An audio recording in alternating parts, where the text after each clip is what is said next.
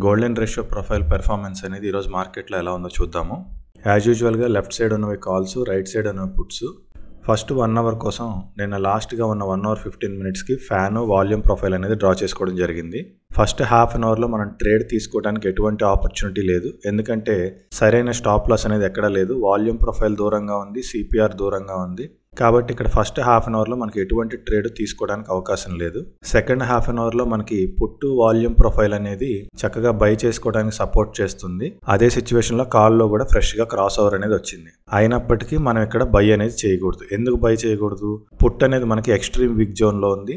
Extreme week జోన్లో ఉన్నప్పుడు మనకి ఎన్ని రూల్స్ సాటిస్ఫై అవుతున్నా కానీ బై చేయకపోవడం చాలా మంచిది. కొన్నిసార్లు సక్సెస్ అవుతాయి, కొన్నిసార్లు ఫెయిల్ అవుతాయి, కానీ మెజారిటీ ఫెయిల్ అయిపోతాయి. కాబట్టి అక్కడ ట్రేడ్స్ అనేది అటెంప్ట్ చేయకుండా ఉండటం చాలా మంచిది. ఎప్పుడైతే మనకి పుట్టులో సిపిఆర్ నుంచి రిజెక్ట్ అయ్యి మార్కెట్ కిందకి అనేది స్టార్ట్ అయ్యిందో అక్కడ మనం కాల్ అనేది బై చేసుకోవచ్చు. ఈలోగా మనకి రేంజ్ బ్రేక్అవుట్ కూడా వచ్చింది. సో చక్కగా రేంజ్ బ్రేక్అవుట్ నుంచి కూడా మార్కెట్ అనేది కిందకి వెళ్ళిపోతుంది కాబట్టి ఇక్కడ మనం కాల్స్ అనేది కొనుక్కోవచ్చు.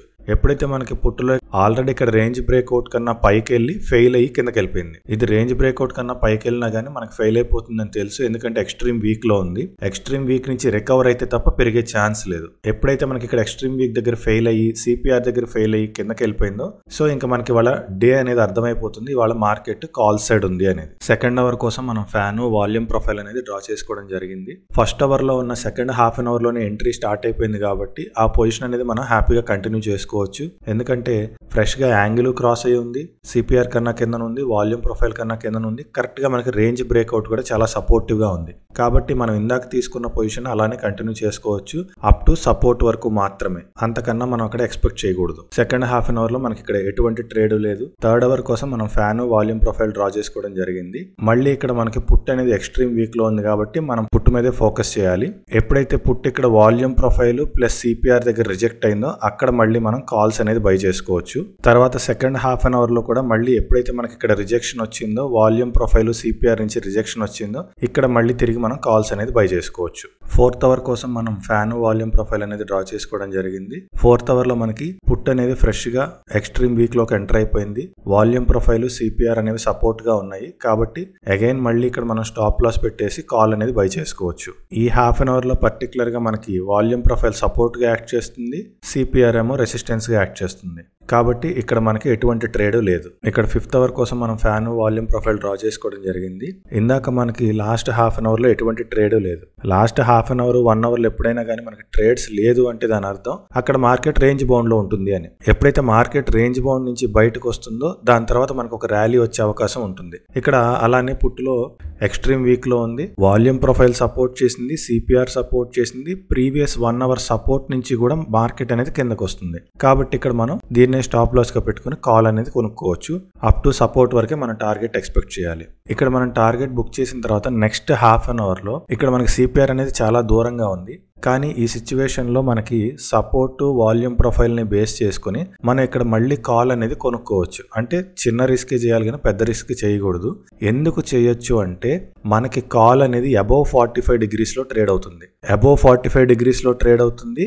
పైగా మనకి మార్కెట్ అనేది ఈ 45 డిగ్రీ యాంగిల్ కన్నా దూరంగా కూడా ఉంది. అంటే మార్కెట్ లో హెవీ మూమెంట్ ఉంది. కాబట్టి ఇక్కడ మళ్ళీ మనం కావాలంటే ఇంకో రిస్క్ అయితే తీసుకోవచ్చు. అగైన్ మళ్ళీ మనకు ఒక చాలా ఇంపార్టెంట్ కేస్ స్టడీ ఇది. ఆల్రెడీ మనం ప్రీవియస్ మార్కెట్ అవుట్లుక్స్ లో మనం డిస్కస్ చేసుకున్నాము. ఇక్కడ మనకి పుట్ అనేది ఎక్స్ట్రీమ్ వీక్ లో ఉంది. ఇక్కడ కాల్ లో మనకి వాల్యూమ్ ప్రొఫైల్ సిపిఆర్ రెండు సపోర్ట్ చేస్తున్నాయి పుట్ బై చేసుకోవడానికి. కానీ ఇక్కడ మనం ఎక్స్ట్రీమ్ వీక్ లో ఉన్నప్పుడు పుట్ అనేది బై చేయకూడదు. కానీ ఈ పర్టికులర్ సిచ్యువేషన్ లో బై చేసుకోవచ్చు. ఈ కేసు చాలా సార్లు రిపీట్ చేయడం జరిగింది, మళ్ళీ రిపీట్ చేస్తున్నాను. ఎక్స్ట్రీమ్ వీక్ లో ఉన్నప్పుడు ఏది సపోర్ట్ చేసినా కానీ మనం బై చేయకపోవడమే మంచిది. కానీ ఈ ఒక్క కేసులో మాత్రం 45 యాంగిల్ సపోర్ట్ చేస్తే మాత్రం మనం ఖచ్చితంగా రిస్క్ తీసుకోవచ్చు.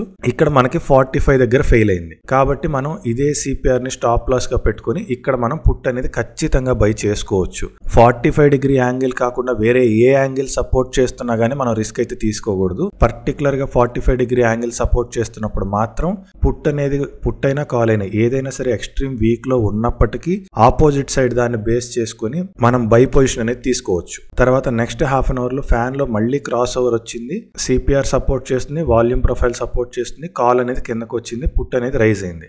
అయినప్పటికీ ఇక్కడ మాత్రం మనం ఎట్టి పరిస్థితుల్లో పుట్టు బై చేయకూడదు.